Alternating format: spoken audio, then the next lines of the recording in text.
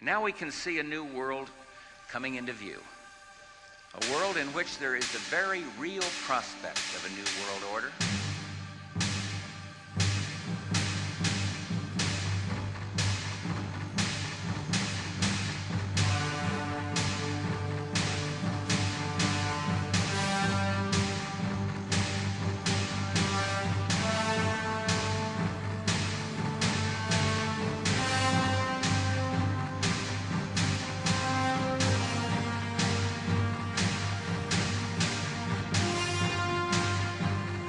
Question is, will they kill untold millions as they did in the last century?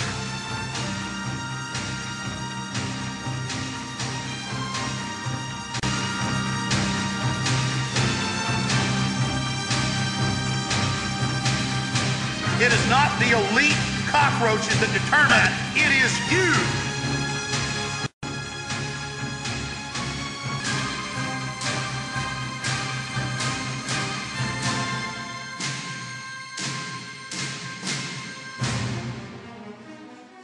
California Governor Arnold Schwarzenegger.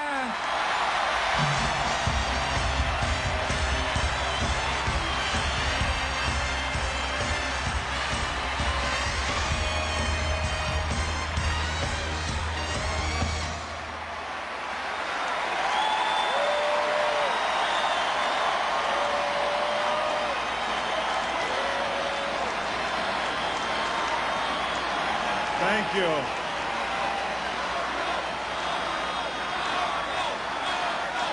Did I wake up in the middle of a Twilight Zone or Outer Limits episode?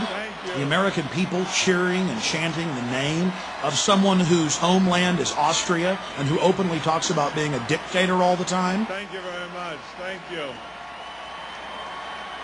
What a greeting. Arnold wants to be our leader, our Führer. And as American citizens, we have a right to expose him. And that's what we're about to do. From CBS's 60 Minutes to NBC's Meet the Press, Arnold has been all over the airwaves, pushing for amending the Constitution so he can run for president. High-level members of his gubernatorial campaign have now started a national movement to repeal Article 2, Clause 5 of the U.S. Constitution that blocks foreign-born from the presidency. In November of 2004, former President George Herbert Walker Bush gave Schwarzenegger the George Bush Award at his presidential library in College Station, Texas. And he told the crowd, don't bet against Arnold Schwarzenegger. There's a good chance he's going to end up being our president. Arnold Schwarzenegger positioned himself into the Kennedy family by marrying Maria Shriver. And now she's out shilling for him, but saying, it's for other foreigners, not for my husband. Change it for everybody. It's fair. Just trust me. For well over a year, every day they're in the newspapers or on television pushing to change the Constitution. And now Schwarzenegger, in an authorized biography, has told the Kennedy biographer that yes, there is a secret plan to put him into the White House. And the powerful head of the Senate Judiciary Committee, Orrin Hatch, has introduced what is called the Arnold Bill. There are 3 other pieces of legislation introduced by other congressmen like Dana Rohrabacher in the House. They just continue pushing and pushing and pushing, despite the fact that in major polls, 80+% of Americans are against changing the Constitution for Schwarzenegger. But we've got to take the threat seriously, because after a year of propaganda, the numbers have dropped to 65% being against it.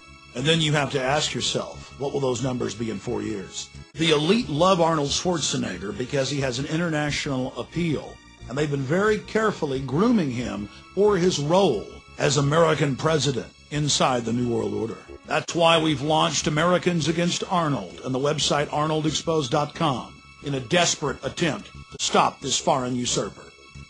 Efforts by supporters of California Governor Arnold Schwarzenegger to change the United States Constitution are not sitting well with the Texas radio host.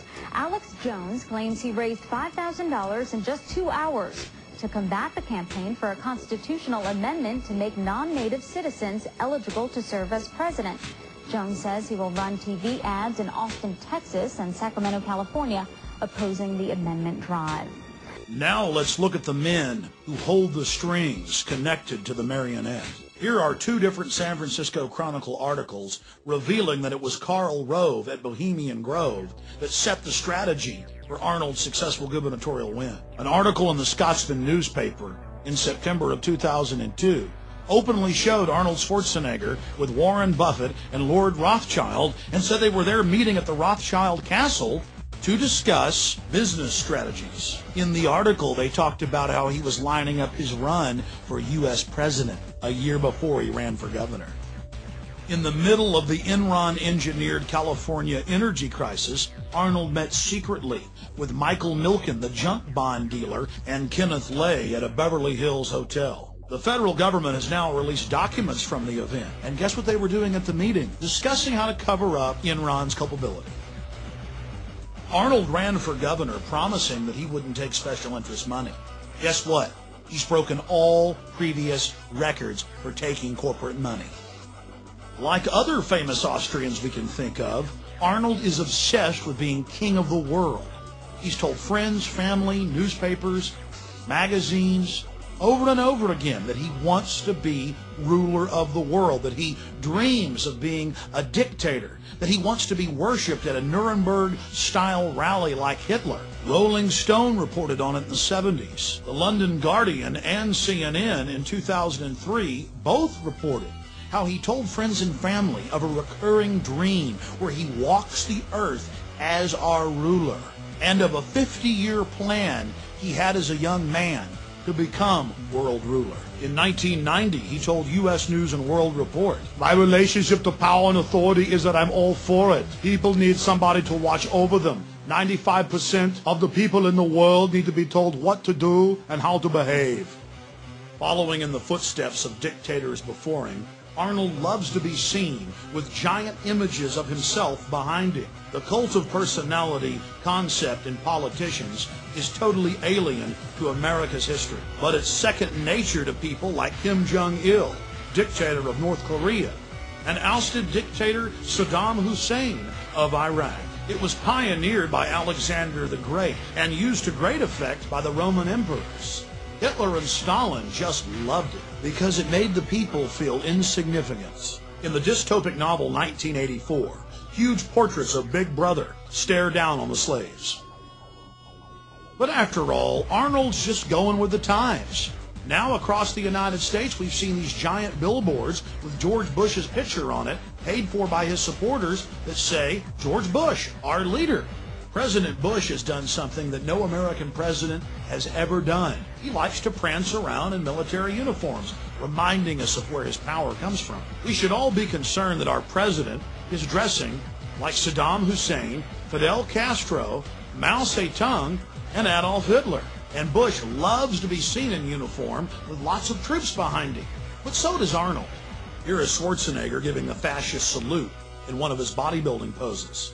A trick the pro-Schwarzenegger press likes to play on the people is to focus on his father and then go, well, he can't help it if his father was an SS officer. What they don't like to focus in on is Nazi war criminal Kurt Waldheim, who was Secretary General of the United Nations. At his wedding to Maria Shriver in 1986, in front of a massive press in attendance, he said the following: "My friends don't want me to mention Kurt's name because of all the recent Nazi stuff and the UN controversy, but I love him. And Maria does too, and so thank you, Kurt." Here's a photo of Arnold Schwarzenegger with Kurt Waldheim in Austria in 1999. Kurt Waldheim was an elite Nazi as well, an officer in the SS. He hunted down American soldiers in Serbia and killed them.